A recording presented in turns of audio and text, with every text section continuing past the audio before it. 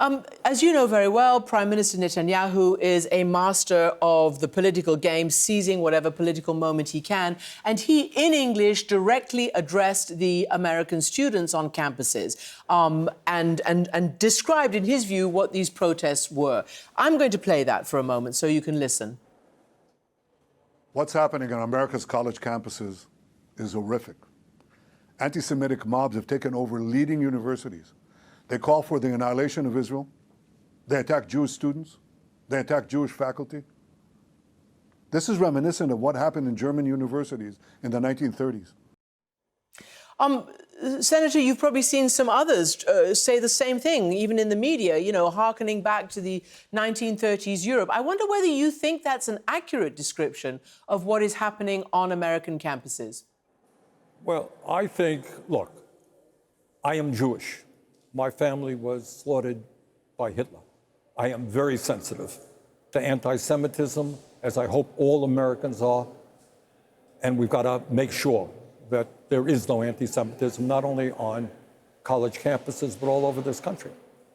But what Netanyahu is doing, and you're right, he is a very crafty politician. If the whole world, Kристиан, is condemning your war policies, which have now killed or injured 5% of the people in Palestine, have destroyed the infrastructure. The whole world is saying, what are you doing? What he has done is deflect attention, and the American media, by and large, has fallen for it to say any protest against Israel, it's anti-Semitic. If you're talking about how the 2/3 of the people who have been killed or injured are women and children, not Hamas participants, women and children, that's anti-Semitic. If you're talking about 70% of the housing damaged to Detroit, that's anti-Semitic. If you're talking about how the United Nations and humanitarian organizations are worried about famine, children right now, today, in Gaza, are dying of malnutrition. If you talk about that, you're anti-Semitic. Well, I think the American people are not going to fall for that. Netanyahu is insulting the intelligence of the American people. He has got to be held accountable for the actions of his right-wing extremists and, by the way, racist government. And charging or claiming that everybody who was critical of him is anti-Semitic is really quite disgraceful.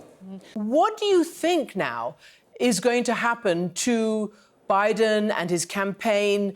Well, in terms of his campaign, you know, I am thinking back, and other people are making this reference, that this may be Biden's Vietnam. Lyndon Johnson, in many respects, was a very, very good president. Domestically, brought forth some major pieces of legislation. He chose not to run in '68 because of opposition to his views on Vietnam.